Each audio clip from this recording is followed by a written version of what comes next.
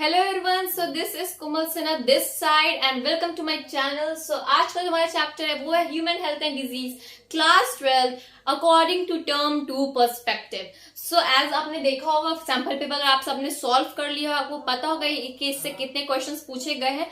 तो इस चैप्टर को हम लोग बहुत इंपॉर्टेंट मानेंगे। ये चैप्टर बहुत ही ज्यादा लॉजिकल और थ्योरेटिकल चैप्टर है, सिर्फ दिमाग लगाना है, कुछ याद करने की जरूरत नहीं। इस चैप्टर में सिर्फ कॉन्सेंट्रेट करो, एक बार सुन लो, ये सब कुछ आपके माइंड में ऑटोमेटिकली फिट हो जाएगा। ठीक है, तो चलिए स्टार्ट करते हैं। ये चैप्टर बहुत इंटरेस्टिंग है और बहुत ईजी है।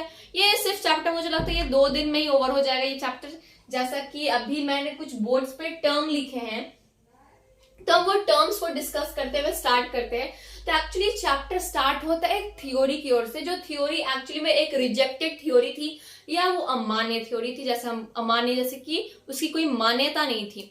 जैसे कि एक थ्योरी उनके स्टार्टिंग में चैप्टर में आती है कि पहले के टाइम में एशियंट पीरियड में कुछ हिपोक्रेट्स थे जिनका ये मानना था कि हमारा बॉडी जो है, ह्यूमन बॉडी जो है, एक्चुअली 4 फ्लूइड से बना हुआ है। तो कुछ हिपोक्रेट्स का ये मानना था कि हमारा बॉडी जो है वो 4 तरह के फ्लूइड से बना हुआ है, और ये 4 तरह के फ्लूइड्स के कलर भी उन्होंने डिस्क्राइब कर रखे थे। तो इन्होंने पहला बोला था कि एक तो रेड है, क्योंकि एक्चुअली जब हमारा अगर कुछ भी कट कहीं पे लगता है तो सबसे पहले रेड ब्लड निकलता है।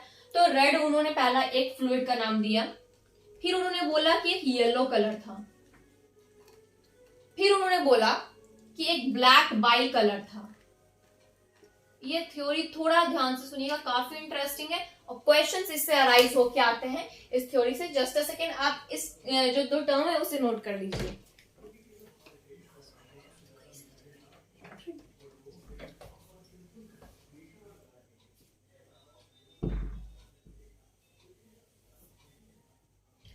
Sorry for the inconvenience. So यहाँ पे जो चौथा फ्लूइड का नाम जैसा मैं बता रही थी, वॉयलेट था। तो ये चारों फ्लूइड के नेम है, ये याद रखो दिमाग में, ये थ्योरी याद रखने दिमाग में।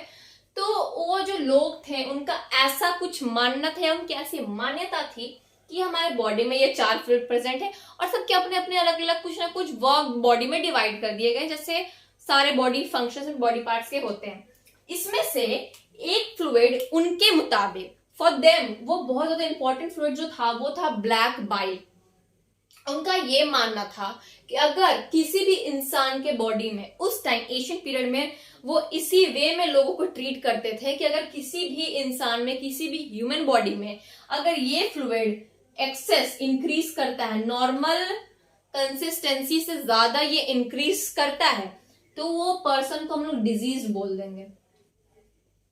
यानी कि वो पर्सन या तो बीमार है या उसे कोई बीमारी है, मतलब कुछ भी, वो अगर ब्लैक बाइल की कंसिस्टेंसी इंक्रीज करती है, so that person will be describe as a diseased person.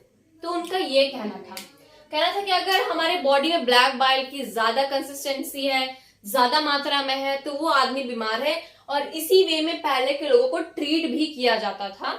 ठीक है, उनका मानना था कि हम अगर पूरे बॉडी से ये ब्लैक बाइल निकाल दें तो उस इंसान में या उस बॉडी में कभी भी कोई बीमारी नहीं होगी। बट ऐसा पॉसिबल ही नहीं था, क्योंकि ऐसा कोई फ्लूइड प्रेजेंट ही नहीं था। अगर हम कोई फ्लूइड भी निकालने जाएं तो हमारे बॉडी से सिर्फ और सिर्फ ब्लड निकल सकता था, जिससे आदमी की मौत हो सकती थी। और ऐसे बहुत सारे इंसिडेंट शायद हुए होंगे पहले टाइम में, जो आज के टाइम में रिकॉर्डेड नहीं है, ये हमारे पास कोई प्रूफ नहीं है। तो ये एक थ्योरी थी जो एज अ टाइम अब तो रिजेक्टेड है, क्योंकि हमें पता है इतना साइंस आगे बढ़ चुका, इवॉल्व है, हमें पता हमारे बॉडी में सिर्फ और सिर्फ एक ही फ्लूइड है, वो है रेड, जो है ब्लड। और ऐसे 3 कलर के कोई फ्लूइड बॉडी में नहीं होते थे। तो जब होते ही नहीं थे तो इनके फंक्शंस भी नहीं थे। तो ये थ्योरी ऐसे भी डिसअप्रूव्ड कर दी गई थी। ठीक है, आगे बढ़ते हैं। तो आगे जो एक इंपॉर्टेंट पॉइंट आता है, इंपॉर्टेंट टॉपिक आता है, वो है कि आप एक हेल्थ को कैसे डिफाइन करोगे। आप किसी इंसान को कैसे देख के बता सकते हो कि वो इंसान हेल्दी है। अगर इफ यू आर, मतलब आप मुझे देख रहे हो, तो how will you define that I am healthy. वो तो कहेंगे कि ठीक है, आप स्लिम हो, पतले दुबले हो सकता है आप फिजिकली फिट नहीं है। फिजिकली फिट नहीं हो सकती हूँ मैं, क्योंकि if I am slim, thin, skinny हूं, तो आप बोलोगे ठीक है, if you are not physically fit, मतलब मैं फिजिकली नहीं हूं, तो क्या फिर भी मैं हेल्दी हूं? यही एक स्टेट है मेरा हेल्थ डिफाइन करने का, या हम और भी स्टेट्स मैटर करता है हेल्थ के लिए? तो हेल्थ के लिए 3 बहुत ही इंपॉर्टेंट स्टेट मैटर करते हैं। फिजिकल स्टेट तो मैटर करता है क्योंकि अपीयरेंस, यानी कि हमारा जो फर्स्ट लुक होता है वही लास्ट लुक होता है। जैसे हम कहते हैं ना, first impression is the last impression. तो इंप्रेशन आदमी कैसे आपका जज करता है? आपके फिजिकल अपीयरेंस से। आपको पहली बार देख के ही आपका अपीयरेंस से वो आपका इंप्रेशन जज करता है। तो physical state is very important. जो सेकंड स्टेट आता है वो है मेंटल स्टेट। लोग बाहर से बहुत हेल्दी हो सकते हैं, बहुत अच्छे हो सकते हैं, बाहर से बहुत हेल्दी हो सकते हैं, बहुत ज्यादा अच्छे हो सकते हैं, बट हो सकता है उन्हें मेंटली कोई प्रॉब्लम हो, या वो हो सकता है वो मेंटली डिसेबल्ड हो। तो ये भी हो सकता है। तो आप मेंटली भी आदमी को जज कर सकते हो, लेकिन मेंटली हम कैसे आदमी को पता लगाएंगे उसके मन में क्या चल रहा है, उसकी सोच कैसी है? तो ये पता लगाना थोड़ा मुश्किल होता है। उसके लिए हमें उनसे साथ टाइम स्पेंड करना पड़ता है, या उसके बारे में और जानना पड़ता है। ठीक है, तो ये दूसरा स्टेट है। सोशल वेलबींग, यानी कि सोशली वो इंसान कैसा है, यानी 4 लोगों के सामने या एक समाज में वो इंसान कैसा बिहेव करता है। क्या वो बाकी इंसान की तरह उनके साथ कंफर्टेबली सिट बैठ सकता है, सब डिस्कस कर सकता है, या वो बहुत ज्यादा इंट्रोवर्ट टाइप है। यानी इंट्रोवर्ट यानी कि जो लोग बिल्कुल ही ये सब चीजों से दूर रहते हैं, उनका कनेक्शंस मतलब वो सिर्फ अपने अंदर एक इमेजिनेशंस में खोए रहते हैं। तो ठीक है, ये 3 स्टेट बहुत इंपॉर्टेंट है to define health. So you can write health can be defined as a state of complete physical, mental and social wellbeing. तो सोशल वेलबींग या सोशल बीइंग। अब हमारे बॉडी में जो डिजीज होते हैं, वो कैसे फैलते हैं? हमारे बॉडी में डिजीज कैसे फैलते हैं, या डिजीज फैलाने वाले एजेंट्स को क्या बोलते हैं? तो जो डिजीज कॉजिंग एजेंट्स होते हैं उन्हें हम बोलते हैं pathogens. Pathogens are described as disease causing agents. Okay, ठीक है। अब देखो, इसके आगे जब हम बढ़ते हैं तो हमें पता चलता है कि 2 तरह के डिजीज होते हैं। हम जब आगे बढ़ते हैं तो पता चलेगा कि हमें 2 तरह के डिजीज होते हैं। एक होता है इन्फेक्शियस, एक होता है नॉन इन्फेक्शियस। मुझे नहीं लगता है कि मुझे इन सबको बिल्कुल ब्रीफली आपको डिस्क्राइब करना पड़ेगा, क्योंकि ये सारे जो टर्म्स आ रहे हैं इस चैप्टर में, ये कहीं ना कहीं हम 9th 10th में बिल्कुल ही कंप्लीटली पढ़ के डिसॉल्व करके पी चुके हैं। तो ये टर्म्स बहुत इजी हैं। इन्फेक्शियस से पता चल रहा है साफ साफ कि ये डिजीज स्प्रेड हो सकते हैं। ठीक है, मैं शॉर्ट में लिख दे रही हूँ, स्प्रेड हो सकते हैं। ठीक है, 1 पर्सन से दूसरे पर्सन में ट्रांसफर हो सकता है, ये भी लिख दो आप। मतलब आप खुद से इसे डिस्क्राइब करो ना, आप खुद से स्टेटमेंट बनाओ कि disease that can spread from 1 person to another by any means, कोई भी मीन्स हो, वो इन्फेक्शियस डिजीज हो गया। ठीक है, नॉन इन्फेक्शियस क्या होगा? जो स्प्रेड नहीं करेगा, दैट डू नॉट स्प्रेड।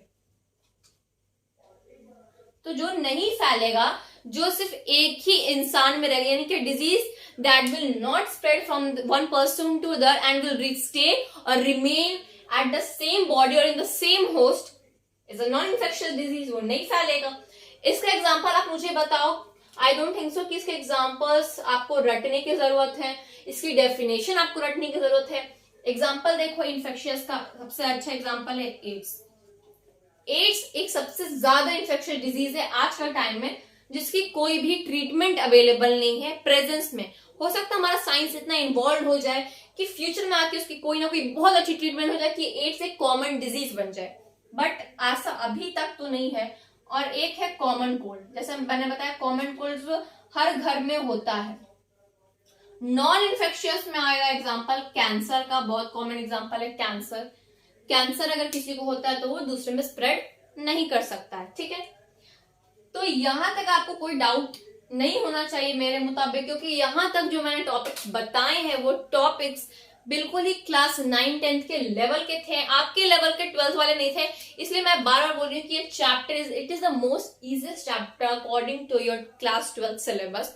अगर ये टर्म 2 में आ रहा है तो आपको बहुत अच्छा मनाना चाहिए कि आपको इतने इजी चैप्टर्स आ रहे हैं कि आपको सिर्फ इसको थियोरेटिकली याद करना है एंड बस यू हो जाएगा।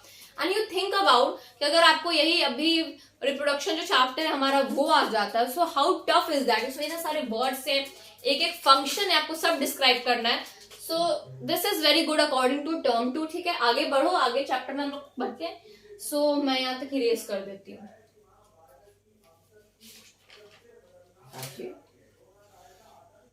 क्या हुआ? इम्यूनिटी की ओर बढ़ते हैं। हमारा जो नेक्स्ट टॉपिक है वो है इम्यूनिटी। इम्यूनिटी क्या स्टेट करता है, इम्यूनिटी से हम क्या पता करते हैं, या इम्यूनिटी हम किसे कहते हैं। हाँ, अगर डॉक्टर्स आपने अभी के टाइम में सुना होगा, कोविड में सब लोग यही प्रिस्क्राइब करेंगे आपको कि अपनी इम्यूनिटी बहुत मजबूत रखो, इम्यून सिस्टम पे ध्यान दो, ये खाओ वो खाओ, संतरे खाओ, नींबू पानी लो, ये लो, मतलब इम्यूनिटी बढ़ाने वाले जितने फूड और ये एजेंट्स है या जो भी चीजें दवाई है कुछ भी वो खाओ, आपकी इम्यूनिटी मजबूत रहे, ये कोविड पीरियड में बोला गया। ठीक है, इम्यूनिटी का हम बताते हैं, इम्यूनिटी दो तरह की होती है ह्यूमन बॉडी में। Immunity is of two types. देखो इम्यूनिटी होती है, एक तो होती है इनेट इम्यूनिटी, एक होती है इनेट इम्यूनिटी।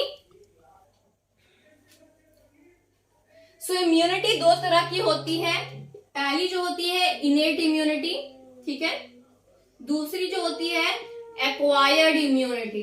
तो हम अब ब्रीफली समझते हैं कि दोनों इम्यूनिटी एक्चुअली क्या होती है। तो इनेट जो होती है, इनएट यानी वो हमारे अंदर पहले से होती है, बहुत सिंपल, इसे तोड़ो और समझो।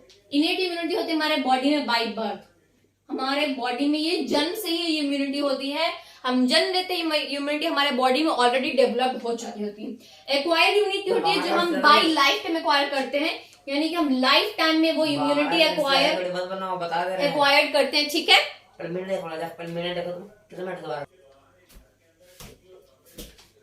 सॉरी कुछ टेक्निकल वर्क्स चल रहे हैं हमारे घर की ओर, सो दैट वाज बहुत आवाज और बहुत सारा साउंड आ रही है बैकग्राउंड में। सो जो इनेट होती है वो बाय बर्थ होती है, जो एक्वायर्ड होती है वो लाइफ टाइम में होती है, यानी कि हम लाइफ टाइम में इम्यूनिटी हमारे बॉडी में लेते हैं, डेवलप करते हैं, लेकिन जो इनेट होती है हमारे बॉडी में ऑलरेडी प्रेजेंट होती है जन्म से ही।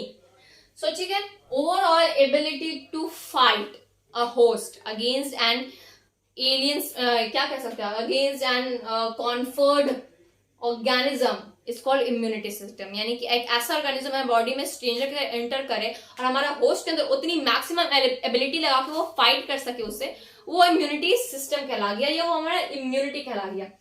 सो जो इनेट इम्यूनिटी के कुछ पॉइंट्स लिखो, ये नॉन स्पेसिफिक होती है, किसी टाइप की स्पेसिफिक इम्यूनिटी नहीं होती है, ये नॉन स्पेसिफिक होती है, ये पैथोजन स्पेसिफिक होती है। ये डिफरेंशिएशन भी एक तरह से आपका हो सकता है, एग्जाम में आपसे डिफरेंशिएट करने के लिए पूछा जा सकता है, डिफरेंशिएशन भी ये आपका हो सकता है। नॉन स्पेसिफिक ये होती है पैथोजन स्पेसिफिक। तो इसके कुछ बैरियर्स होते हैं, इसके 4 तरह के बैरियर्स होते हैं। एक होता है फिजिकल बैरियर, फिजिकल नाम से ही पता चल रहा है कि ये फिजिकली दिखेगा आपको, जैसे कि स्किन हो गया, टीयर हो गया, स्वेट हो गया, ये सारे जो बैरियर्स हैं, बहुत सारे बैरियर होते हैं फिजिकली, ये सारे बैरियर्स जो होते हैं ये सारे फिजिकल बैरियर्स होते हैं, ये जो आपको पता चल रहे हैं, ठीक है, स्किन, टीयर, स्वेट, ये सारे बैरियर्स जो होते हैं हमारे बॉडी को एक्सटर्नली प्रोटेक्ट करते हैं। ठीक है, उसके बाद जो है, जो नेक्स्ट बैरियर होता है वो होता है cellular barrier.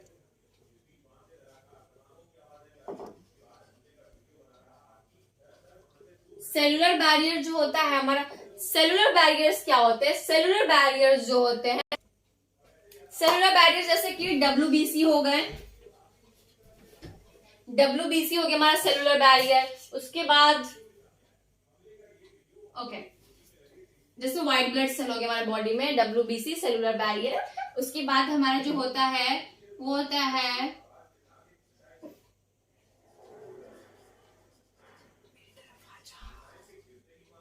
Physiological barriers. Physiological barriers क्या होते हैं, जैसे कि एसिड हो गया हमारे स्टमक में, एसिड हो गया स्टमक में, ठीक है, एसिड हो गया, सलाइवा जो हमारे मुंह में आता है, जो पानी पानी से हमारे मुंह में रहता है, माउथ में, सलाइवा इन माउथ, वो हो गया, ठीक है, ऑयल इन, क्या कह सकते हैं, ऑयल्स हो गए हमारे बॉडी में, सेबेशियस ग्लैंड्स में, ये सारे एग्जांपल हुए आपके फिजियोलॉजिकल बैरियर्स में। जो चौथा बैरियर होता है वो होता है साइटोकाइन बैरियर।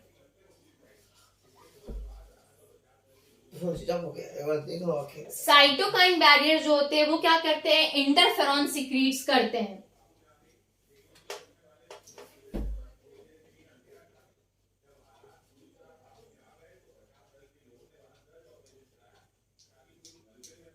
ये इंटरफेरॉन सिक्रीट करते हैं विच प्रोसेस